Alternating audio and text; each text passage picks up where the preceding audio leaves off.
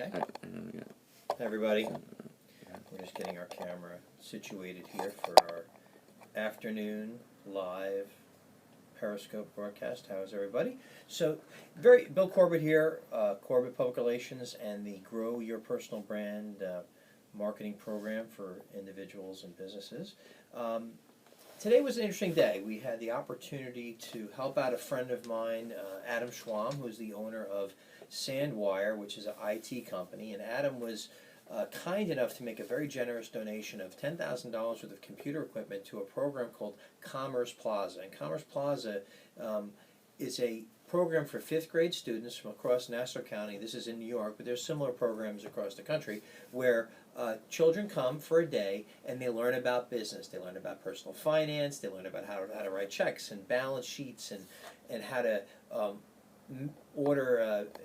order materials and how to purchase things and really get a real life experience in the business world.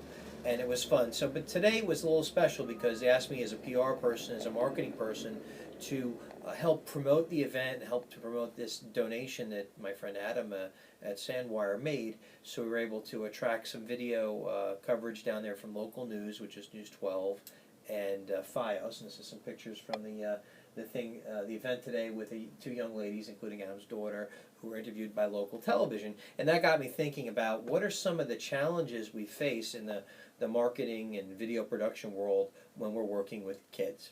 You know, and working with kids can be a real challenge. I have my own show called Inspiring Stories, and during the course of doing this show over the past couple of years, I've had a couple of young people on, as young as about 10 or 12 years old, for 15-minute segments. I can tell you, it is a challenge. So kids are great, though. Kids are spontaneous.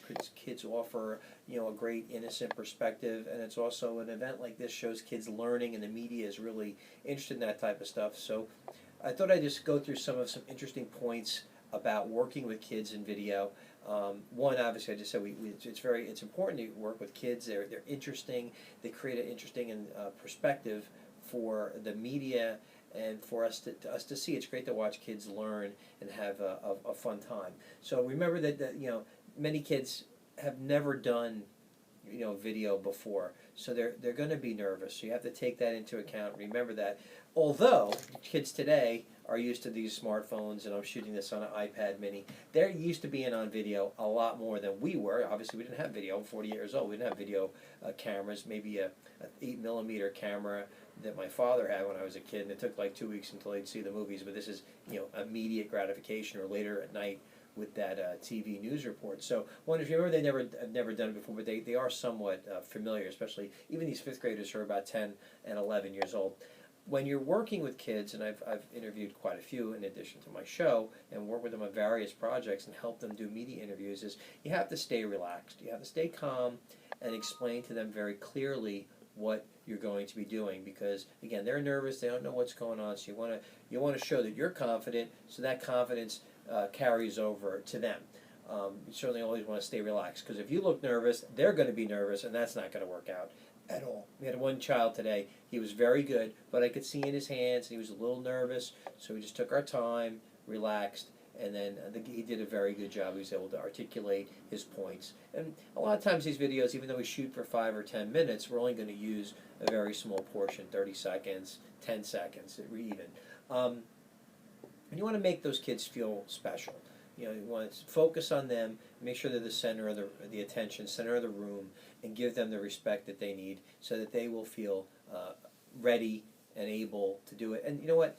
Let them know that it's okay to make a mistake. We had a couple of kids who said some things. They wanted to let them redo it. This isn't live television, although we're doing live. Periscope here. It's not live. So every time it's recorded, you can have a blooper, or you can redo something if it isn't said exactly the way you wanted it to.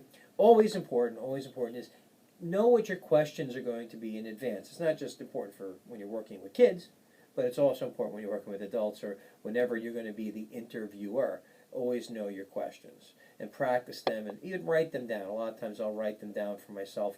I'll use index cards, or I'll use a sheet. And right now, my questions are right now on my screen here as I look over at them occasionally. So always write your questions down and practice them. Sometimes if they're a tongue twister or something, you want to make sure that you can say ask the question appropriately and be prepared to do it. This is live television, so we got a live Periscope, and so we got a train going on behind us here on Long Island. Uh, know what to do if someone gives you a one-word answer, right? Happens all the time. How was your day? Great. Can you tell me about what it was like to go to that business event? It was fantastic. So that doesn't tell us a lot. So you want to encourage people to answer questions in such a way as to give you more information. So when you ask questions, you can ask them, how did you feel about that? Or what did you think about that? Or what did you like about that? And usually those types of questions will allow you to get a longer answer. And if you still don't get it, try to extend that question again. Ask it again. Ask it in a different way. Sound familiar? Do I sound like a member of the media? They're going to ask a question a bunch of different ways until they get the answer they want, or at least enough information that they can use to edit the piece that they're working on. So that's that's important. Be prepared. I mean, anytime you do an interview, you need to be prepared and know what's going to happen if you don't get the answers you want. A lot of times when you ask a question, you got to make sure the person you're asking knows that they want to rephrase the question in the answer, because their interviewer may or may not be heard. So you want to make sure that you, depending on the type of interview you're doing, to include that information for the interviewee. And that's even more important when it's a child who's never done this before, or is very not familiar with the type of video we're doing. This isn't a fun video of someone playing a game or hanging out in their basement or a birthday party. This is something that's going to be used, as part of a marketing piece or a news piece, like we have here. A couple examples on the screen. And the reporter here was very good. He was very kind, took his time with the kids, and asked very short, very quick questions. But he was able to get the answers from them.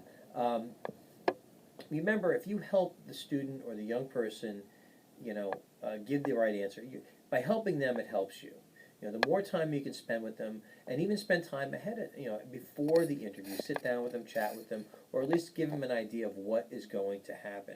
It's it's scary, it's uncertain. They don't know what's going to happen. So if you tell them, okay, this is where the camera's going to get set up here, you're going to get a microphone, you're going to be asked questions, where to look.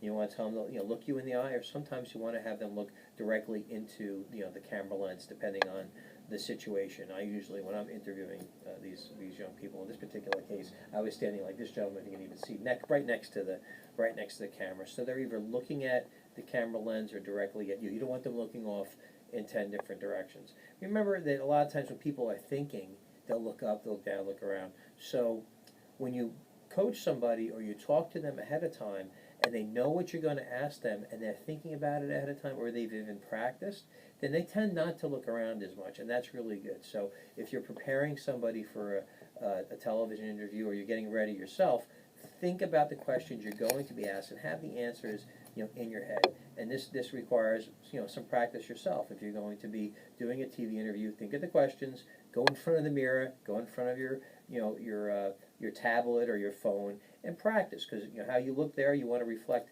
positively how you will present yourself and give the answers that you want to give. So I said, do a run through with the young people, and tell them exactly what's going to happen. And finally, with young people, you got to have some fun. You got to have some fun. Make it an enjoyable experience so it isn't scary.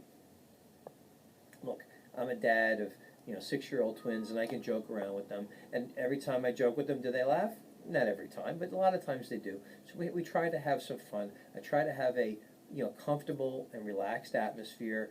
Let the kids be in a position where they feel comfortable, and ask them questions that they feel ready and prepared to answer.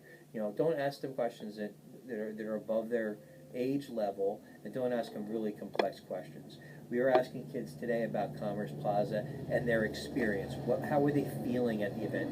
What do they like about it? And what is it like being with their friends? And those are easy answers for them, but that's the kind of information that we wanted to get. But it wasn't easy in every case. There, some questions we had to ask a couple of different times, and out of the 4 or 5 kids that we interviewed, we didn't get every perfect answer. But that's life, and that's why we take our time and shoot multiple questions and multiple responses, and try to ask things some different ways to make sure that the kids and we get what we need out of the production that we're doing. So I thought that was fun. We're going to have a blog with some of these topics covered on it as well. But I just thought, coming back from an event today, we had a local newspaper in Newsday, we had FiOS Television there, we had News 12 Long Island there, and part of our blog will show you some of those clippings or some of the screen captures we have from that, and the quality job that the kids did, and give you some additional commentary. I'm always happy to answer questions. We coach people all the time about how to be on television, be prepared. I prepared myself a little bit with some questions, but I've done this about 1,000 times, so I know what I'm doing. But the first time I did this, I was a stuttering person, and I didn't know exactly how to put this all together.